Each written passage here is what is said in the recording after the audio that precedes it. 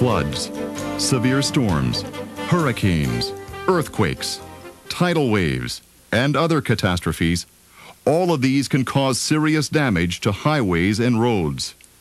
In order to quickly repair the damage to roads on the federal aid systems, Congress has set up an emergency fund.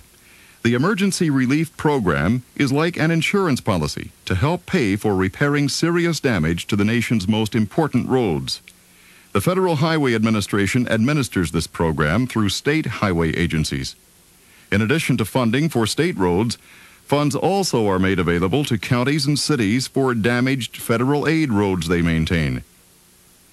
Since the program's inception in 1958, over $2 billion have been used from this fund to repair damaged highways on the federal aid systems.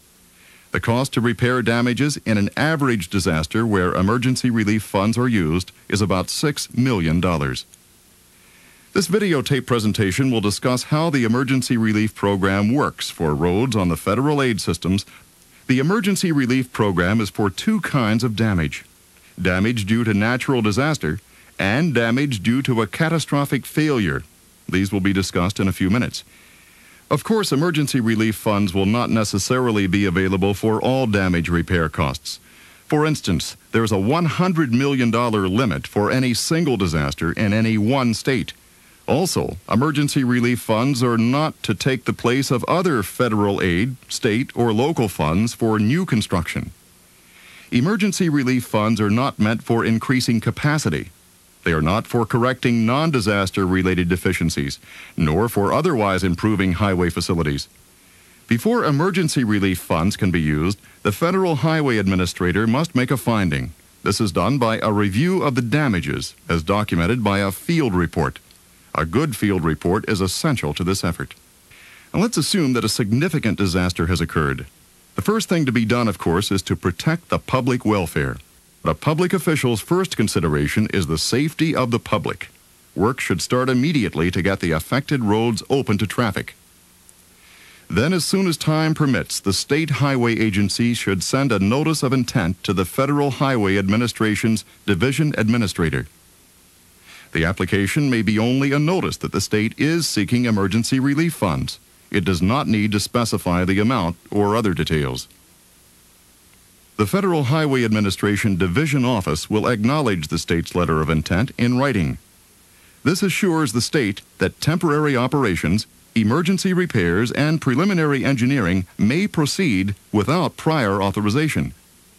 The state, local agencies, and the Federal Highway Administration's Division Office should complete a disaster assessment to decide if a situation might qualify for emergency relief. This will evaluate the extent of the natural disaster or magnitude of catastrophic failure. When serious damage has occurred to highways and bridges on federal aid systems, the governor issues a disaster proclamation. The state highway agency often prepares information for the governor's proclamation. Then, if emergency relief is approved, the state handles the work much like regular federal aid, except on an emergency expedited basis. Counties and cities have front-line responsibility for roads they maintain.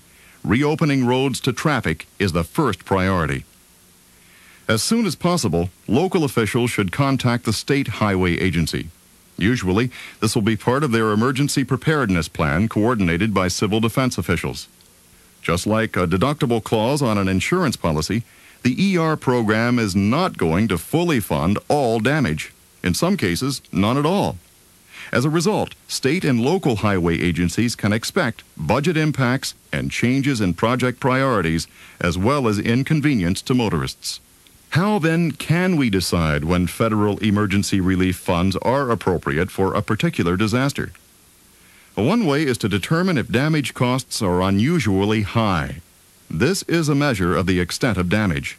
If a state's total estimated cost of work necessary to correct potential emergency relief eligible sites is less than $500,000 for a disaster, this indicates relatively minor damage. This and most other aspects of the program are outlined in detail in the Emergency Relief Disaster Assistance Manual. It's available by contacting the Federal Highway Administration's Division Office in your state. We mentioned earlier that there are two major types of damage covered by the Emergency Relief Program: damage from a natural disaster and damage from catastrophic failure. To qualify, a natural disaster must have caused serious highway damage over a widespread area. If it's confined to a localized situation, or if it's a frequent or anticipated occurrence, the state should look for other sources of funds. A catastrophic failure must be due to an external cause. It must not be the result of an inherent flaw in the facility. It must be a sudden occurrence which results in road closure. An eligible catastrophic failure causes a disastrous impact on transportation services. Here are 2 points to look for in a natural disaster situation. Was the natural occurrence sudden, unusual, and did it cause serious damage to federal aid facilities? And did the serious damage to federal aid facilities extend over a wide area? State and local agencies can do most of the assessment without Federal Highway Administration input. However, Washington headquarters requires independent Federal Highway Administration verification of at least one site of significant eligible damage in each county recommended for emergency relief funding. Experience has shown that it's best to have a set system for documenting damage estimates and preparing the division office field report. Here's an example of a scenario for documenting damage estimates and preparing the field report. An engineer from the division administrator's staff should coordinate the Federal Highway Administration's activities relating to disaster assistance programs. Soon after a disaster occurs, the division disaster coordination engineer should arrange a meeting to brief field engineers on resources and procedural requirements, eligibility, and field reporting procedures. Evaluation teams also should be organized. Meetings set up by the state highway agency should be encouraged. The state should invite all the federal, state, and local agencies which are involved. At the meeting, eligibility and field reporting procedures should be discussed, as well as record-keeping methods. After the initial reviews and assessments are done, the field report should be assembled by the division office. The report is to describe the extent of the emergency situation. It serves to delineate the limits of serious damage to federal aid highway facilities. Any emergency relief application of $500,000 or less should have a special justification. The repair involved must be beyond the scope of heavy maintenance or routine emergency repair. The field report should show enough detail to describe the type of damage. It should include maps and color photographs showing eligible damage for each affected county. State and local agencies can help considerably if they have early photos and records available. When it's apparent that the administrator will approve use of emergency relief funds, the state and division office should organize disaster inspection teams to make detailed site reviews. These teams should be headed by a Federal Highway Administration field engineer and should document each site's repair requirements by conducting a detailed inspection. This raises the question of how to decide whether a site is eligible or ineligible for ER. The Emergency Relief Program supplements the efforts of highway agencies through financial participation in repairs that are beyond those normally done. ER funds won't fix every site. The ER program does provide for the repair of highway facilities to pre-disaster conditions. Therefore, most of the ER work will be restoration in kind. Bridge replacements are handled differently. ER reimbursement for a replacement bridge would be the cost of a new bridge. The new bridge would be built to current design standards for the type and volume of traffic carried during its design life. In the Emergency Relief Program, there's a category defined as betterments. Now, this might be an additional feature, upgrading, or change in capacity or character of a roadway from its pre-disaster condition. ER funding of betterments is generally disallowed. Some examples of betterments approved in the past include riprap, roadway relocation, increased waterway opening, slope stabilization, dike construction, and raised roadway elevations. The Emergency Relief Program does not pay for snow removal, emergency transportation services, or compensation for economic losses, nor are emergency relief funds for losses of stockpiled material, maintenance equipment, or user fees. Eligible work may include the reconstruction of damaged highway facilities within right-of-way limits. Examples are pavement, fill and cut slopes, bridges, culverts, and retaining walls. The intent of ER funds is to correct new damage. ER money should not be used to repair roadways that have deteriorated from pre-existing and non-disaster related deficient conditions. For instance, damage due to traffic, even if the road was inundated, is not eligible. When a disaster has caused damage requiring heavy maintenance or requiring work frequently performed by the applicant's maintenance crews, repairs are not eligible. Heavy maintenance is work normally done by highway agencies in repairing damage expected from seasonal and occasionally unusual natural conditions. Now let's contrast some specific types of damage to better understand how to determine eligibility. Examples of inadmissible damage are eroded shoulders, filled up culverts, minor slip-outs of embankments, minor erosion, and maintenance of detours. Sometimes, however, there's a lot of eligible damage, but some damage in the same area is marginal. Here, all the work may be made eligible, rather than trying to split fund small amounts of work. If a bridge goes out, a temporary structure or alternate existing route may be needed as a temporary connection. If this is not practical, a temporary ferry service may be eligible for emergency relief funds. However, normal administration and overhead costs are not eligible. The cost of replacement of traffic control devices, including automatic signals, might be allowed. Here, there would have to be evidence that the damage is serious in terms of traffic disruption over a long period of time. The replacement of destroyed highway landscaping is acceptable only if it represents incidental cost associated with otherwise eligible damage. What about that work that had to be done right as the disaster was happening? Temporary operations or emergency repairs often have to be done to restore essential traffic. These repairs cannot wait for a finding of eligibility or programming of a project.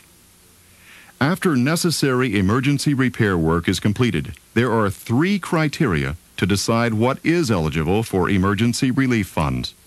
Temporary operations and emergency repairs must be for reducing the extent of damage, protecting the remaining facilities, or restoring essential travel. Examples of temporary operations are regrading roadway surfaces, sandbagging roads atop levees, placing riprap around piers and bridge abutments to relieve severe scour action, removing piled-up drift on bridges, building temporary detour bridges. Let's begin to wind up by discussing funding for a moment. Congress has been providing $100 million each year from the Trust Fund for emergency relief work. When the Federal Highway Administrator makes an affirmative finding on a state's request for ER, Federal Highway Administration Headquarters allocates funds from the Highway Trust Fund for the disaster. The initial amount is that needed for the current fiscal year. Projects using emergency funds should be handled as emergencies. Emergency work is a categorical exclusion for environmental purposes. Special methods, such as negotiated contracts and force account work, can be used. Delay in the advancement of an approved emergency relief project to construction and completion within a reasonable time, usually no more than 3 years, could result in a cutoff of funding. Some work can be funded at a 100% federal share, namely emergency work, including temporary operations done in the first 90 days. States and local agencies should do permanent restoration work only after Federal Highway Administration authorization, unless it's part of temporary operations. Permanent restorations and any other work done after the first 90 days is cost shared. The state and/or local share is the same as for regular federal aid work. To summarize, several federal agencies may be involved with disaster assistance. When the state, a county, or a city needs to reopen a federal aid road that has been closed by a disaster, temporary operations and emergency repair work should not be delayed. As soon as the administrator approves, ER funds can be used to pay agencies back for eligible emergency work that was done. The state requesting emergency relief funds must file a preliminary application with FHWA through the division administrator. The governor of the state must issue a proclamation declaring an emergency to be in effect, unless the president has already done so. A favorable finding must be made by the Federal Highway Administrator. The basis of the finding will be the state's application, the signed or certified copy of the governor's proclamation, and the field report. Upon approval by the administrator, 100% of the eligible emergency repairs done in the first 90 days can be reimbursed. Permanent restoration and any other eligible work done after the first 90 days is reimbursable from emergency relief sources at the federal share that would apply to regular federal aid work. Since its inception in 1958, the Emergency Relief Program has assured that our nation's highway transportation network is quickly and effectively restored after being unexpectedly damaged. With cooperation of all levels of government, the Emergency Relief Program will continue to serve this vital need.